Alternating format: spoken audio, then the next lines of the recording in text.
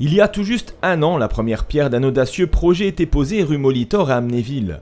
En effet, après 4 saisons de travaux, la chaufferie biomasse et son double réseau de chaleur a été inaugurée vendredi 19 octobre en présence de nombreuses personnalités publiques locales.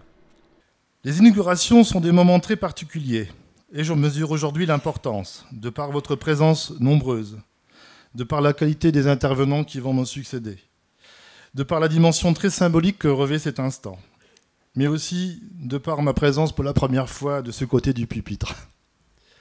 Et je suis particulièrement heureux d'être entouré de vous tous, élus, partenaires, collègues et amis, qui se sont engagés avec moi derrière ce projet emblématique et qui m'ont encouragé à persévérer.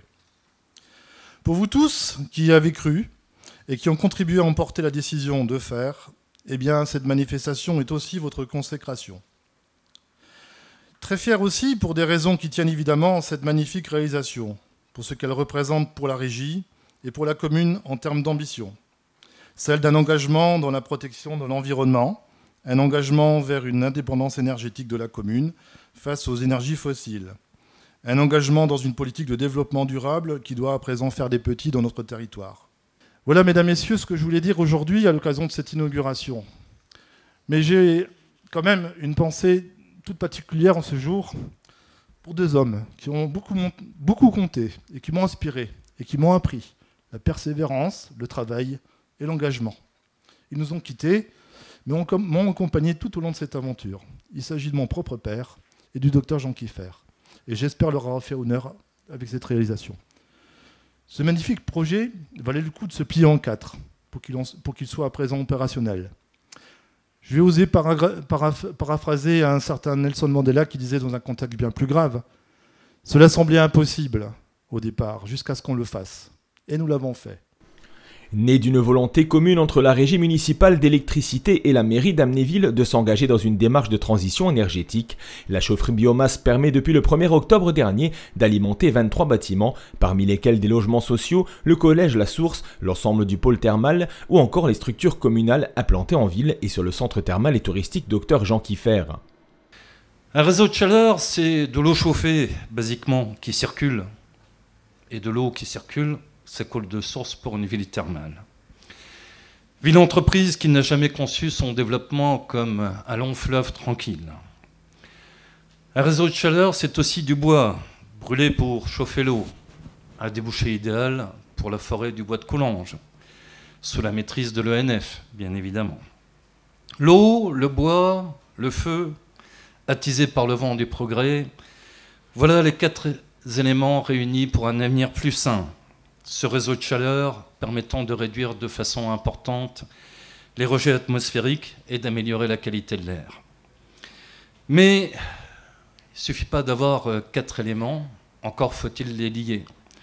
Et pour les lier, il faut des femmes et des hommes imaginatifs, motivés, investis et convaincants. Parce qu'un réseau de chaleur, c'est bien. Une ville, c'est bien. Mais la ville, elle ne vaut pas par ses bâtiments, et le réseau de chaleur, il ne vaut pas que par ses installations. Il vaut par les hommes et les femmes qui sont là, qui le font vivre, qui sont son âme, que ce soit ceux qui l'ont construit, ceux qui le gèrent, ceux qui l'ont financé, ceux qui l'ont soutenu, ceux qui ont été des motivations pour qu'on y arrive, mais aussi des clients, ceux qui vont en profiter, ceux qui vont être là toujours pour dire il faut continuer et perpétuer cette œuvre, parce que c'est l'œuvre des hommes et des femmes qui ont été là.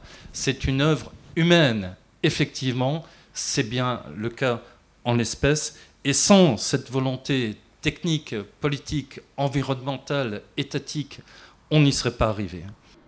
Un investissement humain important a donc permis la concrétisation d'un projet ambitieux et séduisant. En effet, l'ADEME et l'Europe ont financé près de 65% du coût de l'opération, qui s'élève à 8 150 000 €. Sur le Grand Est, on a fait un choix un petit peu particulier, qui est presque unique en France. C'était de travailler conjointement avec la région dans un programme qui s'appelle Climaction, qui nous permet en fait de mutualiser nos moyens humains et financiers pour pouvoir apporter un accompagnement technique et financier sur un spectre très large des énergies renouvelables, quelle que soit la puissance. Ici, on a un très gros projet, mais il existe des fois des opérations qui sont beaucoup plus humbles. Et donc, ce dispositif Climaction permet vraiment d'accompagner tout type de projet de transition énergétique et plus largement maintenant de transition écologique en travaillant sur l'économie circulaire par exemple. Enfin, pour terminer, je fais le vœu que sur ce territoire, ce projet-là ne soit qu'une première marche. Vous avez encore la possibilité d'évoluer dans votre projet, d'évoquer, de parler, d'organiser plutôt un mix énergétique avec d'autres énergies renouvelables, de faire des extensions de ce réseau. Et soyez-en sûrs, dans le cadre du programme Climaction, on sera encore à vos côtés pour vous accompagner et développer encore cette démarche. Donc voilà, je fais le vœu qu'on se revoie un jour pour une nouvelle inauguration sur d'autres projets sur votre secteur.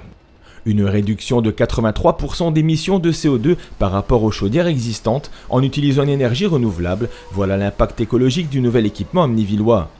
Un mode de chauffage qui pourrait donner des idées à d'autres communes, c'est en tout cas le souhait de Marie Tribou, conseillère régionale du Grand Est. Un projet très innovant, donc c'est de la technologie, c'est du numérique pour piloter tout ça, mais c'est aussi voilà, pour nous une vitrine, je l'avais déjà dit, des savoir-faire du Grand Est dans une ville d'avenir, effectivement très entrepreneuriale, que nous saurons mettre en avant, porter pour effectivement que ça fasse des émules, parce que souvent c'est vrai que quand on est pionnier, c'est pas évident, mais ça permet effectivement très rapidement de pouvoir embarquer dans ces initiatives d'autres collectivités qui sont ici présentes et qu'on saura voilà, faire savoir sur le Grand Est. Présent lors de la manifestation, le préfet de Moselle, M. Didier Martin, s'est également exprimé. Il a tenu notamment à souligner l'investissement de l'Europe dans ce projet, ainsi que dans d'autres réalisations présentes dans le département. Le plan de financement qui a permis la réalisation de cet investissement, il y a certes pour près de 4 millions d'euros des crédits qui ont été apportés par l'ADEME, l'Agence de l'environnement et de la maîtrise de l'énergie, mais je voudrais également signaler qu'il y a pas loin d'1 million d'euros qui ont été apportés par l'Europe. C'est important de le dire. L'Europe, la construction européenne, elle nous apporte depuis déjà près de 80 ans la paix. C'est déjà énorme. Mais l'Europe, c'est également régulièrement des financements pour permettre la réalisation de projets de proximité, que ce soit dans nos territoires ruraux ou dans nos territoires urbains.